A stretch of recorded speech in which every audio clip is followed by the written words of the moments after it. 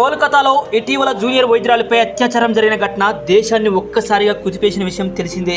తాజాగా బీహార్లోని ఓ ఆసుపత్రిలో నర్సుపై సామూహిక అత్యాచార యత్నం జరిగింది. అయితే బాధితురాలు చాకచక్యంగా వ్యవహరించి ఈ ఘటన నుంచి తప్పించుకుంది. సమస్తీపూర్ జిల్లాలోని ఆర్బీఎస్ హెల్త్ కేర్ సెంటర్లో పనిచేస్తున్న నర్సు బుధవారం రాత్రి విధుల్లో ఉండగా డాక్టర్, ఆసుపత్రి అడ్మినిస్ట్రేటర్ అయిన సంజయ్ కుమార్ మరో ఇద్దరు సహాయకులతో కలిసి అత్యాచార యత్నానికి ఒడిగట్టారు. అయితే వారి నుంచి తప్పించుకునే క్రమంలో ఆ నర్సు పదునైన బ్లేడ్తో డాక్టర్ జననాంగాలను కోసేసింది. అనంతరం అక్కడి నుంచి పారిపోయి బయటకు వచ్చి పోలీసులకు ఫోన్లో సమాచారం ఇచ్చింది. ఈ ఘటన జరిగిన సమయంలో డాక్టర్, ఇతర నిందితులు మద్యం మత్తులో ఉన్నారు. ఈ ఘటనకు సంబంధించి డీఎస్పీ సంజయ్ కుమార్ పాండే వివరాలు తెలిపారు. తమకు సమాచారం అందిన వెంటనే ఆసుపత్రికి పోలీసులు వెళ్లారని చెప్పారు. డాక్టర్తో పాటు మిగతా ఇద్దరిని అరెస్ట్ చేసినట్లు తెలిపారు. అత్యాచార యత్నానికి ముందు నిందితులు ఆసుపత్రికి ప్రధాన ద్వారానికి లోపల వైపు నుంచి తాళం వేసి సీసీటీవీలను ఆపేసినట్లు చెప్పారు.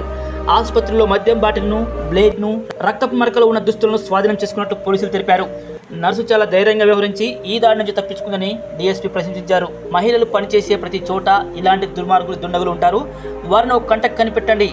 ఎప్పుడు ఎలా వ్యవహరిస్తారో చెప్పలేం. ఎందుకంటే మనసులో ఉన్న మృగం ఎప్పుడు బయటకు వస్తాడో ఎవరికీ తెలియదు. బయటికి మామూలుగా మాట్లాడినా లోపల మాత్రం మృగంలానే అంటాడు. వారు చూసే చూపును బట్టి, వారు మాట్లాడే విధానాన్ని బట్టి వారిని మీరు ఖచ్చితంగా ఒక అంచనాకి తీసుకురండి. ఆ అంచనా వేసిన తర్వాత వారి పట్ల జాగ్రత్తగా ఉండండి.